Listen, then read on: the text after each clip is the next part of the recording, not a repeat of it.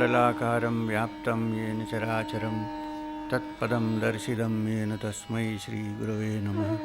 Ajnanatimirandasya jnananjanam shalakaya chakshurmilitam yena tasmai Shri Gurave Namaha. Gurur Brahma, Gurur Vishnu, Gurur Devo Maheshwarat, Gurur Sakshat Parabrahm tasmai Shri Gurave Namaha. Namo Bhagavate Vasudevaya. So, this time we are going to do the 12th chapter of the Bhagavad Gita. It's a very important chapter. We'll come to that later. We have 3 days. So, you will let me sometimes go a little slow because we need to lay the back. I'm not saying you don't have a foundation, but it's good to start with firm foundations. So, first of all, the Gita, the Bhagavad Gita. I think most of you know that it forms part of the Bhishma Parva of the Mahabharata. 1. 2, that it has 18 chapters. 18 chapters. Now, in the Prasthanatraya, which means the curriculum of the student of Vedanta, Bhagavad Gita is an important part. Upanishads, Bhagavad Gita, and the Brahma Sutras. Now, the Upanishad is a little deep subject to be studied so easily. It takes plenty of time to sit down and work on the Upanishads because there are so many Upanishads. Apart from the principal Upanishads, which are 11 in number, there are many Upanishads. So that's one separate section altogether. Then you have the Brahma Sutra, which is even more obtuse. More obtuse because imagine studying something which begins with Atato Brahma Jignasa. Here begins the study of the Brahman.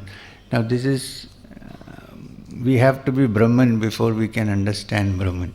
So, however, the Bhagavad Gita, which comes in the middle, shares all the characteristics of the Upanishads as well as the truth, Brahma Vidya of the Brahma Sutras, and yet Vyasa has constructed it in such a simple manner that people like you and me can understand it much easily. In fact, all the Upanishadic truths are there in the Gita. The Gita itself declares at the end of each chapter, Iti Srimad Bhagavad Gita Su Upanishatsu Brahma Vidyayam. It is a study of the Upanishads which teaches Brahma Vidya plus Yoga Shastra. It's not merely a theoretical understanding of Brahma Vidya, but a practical science of experiencing that. Therefore, it is a Yoga Shastra. Sri Krishna Arjuna Samvade, the dialogue between Krishna and Arjuna. Although it's called a dialogue between Krishna and Arjuna, most of the time it's Krishna who talks. In between, Arjuna asks questions. He asks questions in the beginning, he asks questions in the middle, he again asks questions in the end, as we all do. So this is the Gita. Now 18 chapters, each chapter is called a yoga. That itself signifies that it's not merely a theoretical study, but a practice. Yoga has to be a practice, abhyasa. Abhyasa need not necessarily be abhyasa yoga, but the very word yoga indicates a methodology, a movement towards the truth. This is the importance of the Gita. Plus, being 18 chapters and each chapter having a separate name. It is the first book, religious text in the history of mankind which says that there are 17 ways to approach the truth. The ancient Rigvedic dictum, Ekam Sat Vipra Bahuda Vedanti, is demonstrated beautifully in the Bhagavad Gita. I am leaving out the first chapter. The first chapter is also called a yoga, but the methodology starts with chapter 2, 3 and so on till 18. Now, the Gita itself, the Vyasa declares that the Gita is the essence of the Upanishads. You know the famous sloka which says, Sarvo Upanishato Gavo, if all the Upanishads were the cows, Dugdha Gopala Nandana, if Krishna was the one who milks the cows, Partho Vatsa, if Partha, Arjuna was the calf. You know, when the calf hits its head, the udder of the cow, then the milk flows freely. So Partha is sitting there and doing that regularly. Every now and then Arjuna Puvacha, Arjuna says, oh, you are saying control your mind, but my mind cannot be controlled. What do I do? It's a question which we all ask the teacher. Partho Vatsa, Sudhir Bhokta. This is what the wise enjoy. Dugdam Gitamritam Mahat. It is the great Amrita of the Bhagavad Gita. This is the Gita. Now, we will start with the understanding of Bhagavad Gita. Bhagavat we know, the Lord. The Lord. Gitam we know again, song. So the Gita is not prose, it is song. So Bhagavad Gitam. So it's so important to note that it is a song. Why? Because first, it comes from the mouth of the great player of the flute, whose tunes attract everyone towards him, Gopala. Now, because there are certain things which cannot be explained by prose, they can only be explained through poetry and music. In fact, the great rishis were called Kavir Manishi because they wrote, the Vedas are poems. Now, what you call a poetic feeling is completely different from writing in prose. Here, prose is something to do with our rational brain. 1 + 1 is 2. In a poetry, when the poet conjures up an image, 2 + 2 may become 8 sometimes. Because it's outside the confines of the ordinary constructs of our so-called rational brain. We all are very proud, we say we are all rational human beings. Yeah, but the most intelligent man, according to the Upanishads, is one who realizes the fastest limitations of one's brain, beyond which it cannot function. So this is a Gitam. It's a song to be listened to carefully, which comes from, now you watch Krishna has so many roles. One, he is a Yadava shepherd playing with the boys. The other, he is the player of the flute in Vrindavan. Then he is the husband with his wives living in Dwarka. It's only in one place that Krishna becomes the Guru, Kurukshetra. Now he is the supreme Guru in the Kurukshetra, in the battle that takes place.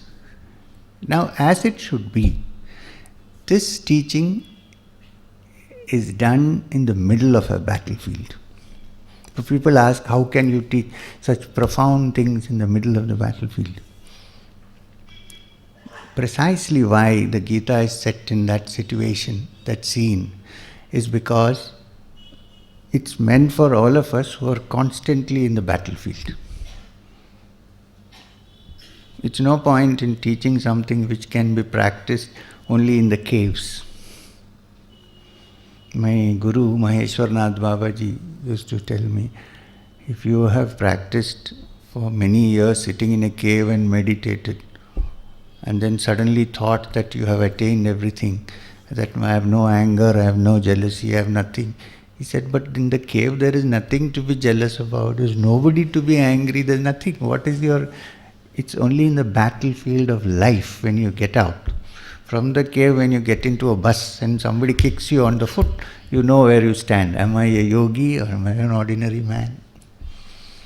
So therefore it is ideally set for us in the battlefield of life. I do believe that there was a Kurukshetra battle, there is no question for me. But apart from that, it is set for all of us. Which is why the first chapter of the Gita is called Arjuna Vishada Yoga.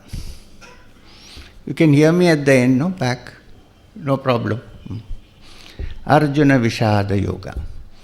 The yoga of Arjuna's sorrow, the yoga of Arjuna's dejection, the yoga of Arjuna's confusion, whatever you want to call it.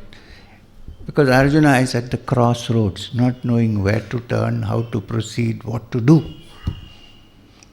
I think all of us at some point in our lives, or many times in our lives, are in the same position as Arjuna in the first chapter. Vishada, sorrow. Because without that sorrow, nobody starts looking for the ultimate truth. In fact, if you are always given some happiness, you will be very supremely satisfied. Nobody will turn around and look, is there something beyond? When sorrow strikes, then we begin to wonder, is there something beyond? Or are we? Then we begin to look for the real spirit, as against the spirit in the bottle. And some people end up that way also, with sorrow. Both are spirits. So, this is so important to note. Arjuna Vishada Yoga, the yoga of Arjuna's sorrow. So it starts from there. Now, then it goes on to Sankhya Yoga, Karma Yoga, and so on. And finally, why is it? I always, when I start the Bhagavad Gita, wherever I go, if it's for the first time I'm doing the Gita, I would like to do Bhakti Yoga, chapter 12. Now, why is it that it has taken chapter 12 to become Bhakti Yoga? You have to think, it could have come at the first, because it is so important. Reason is, till that time, Arjuna was not prepared for bhakti. Arjuna was not ready for talking about Bhakti Yoga, because he was still, it's only in the 11th chapter, after Sankhya and Karma Yoga and so on, Dhyana Yoga, it's only in the 10th chapter that Arjuna begins to wonder, if this person who is sitting in front of me riding the chariot like my chauffeur, my driver, and my good friend and my brother-in-law, is something different from what I thought he is. Because that's when Krishna describes his mahimas and says things like, among the munis I am Kapila, among the mountains I am the Himalayas, and so on.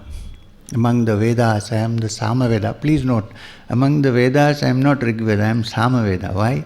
Because it is Samaveda which is the beginning of all music. And the Gitam is also music. Because music is one thing that goes beyond language. Now, vocal music, of course, you listen to the words, but what about instrumental? Pure music. I think cutting across barriers, everybody enjoys the music. If it is good music, it takes your soul in.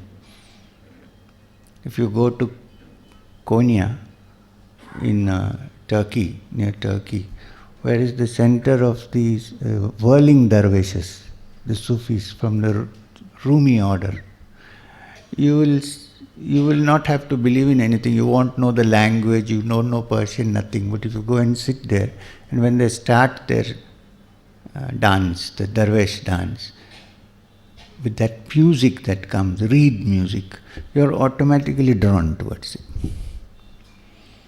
Music appeals to the heart. So Samaveda is the root of all musical systems in this country. Therefore, Krishna says, among the Vedas, I am Samaveda. Among the mountains, I am Meru. Among the Munis, I am Kapila, and so on. So just before that shock is over, because Arjuna wonders what this man is saying, comes the Vishwarupa Darshana in 11th chapter. Suddenly he sees before him, the being who was sitting before him is completely transformed. Totally transformed. He sees something which he cannot define or imagine. Amazing. All he says is, Tavam Adi Deva Purushaha Purana. There's nothing else he can say. You are the greatest, the earliest, the Purusha of the Puranas. That situation, Arjuna realizes that all my ordinary so-called rational logic has ended. Then begins Bhakti, chapter 12.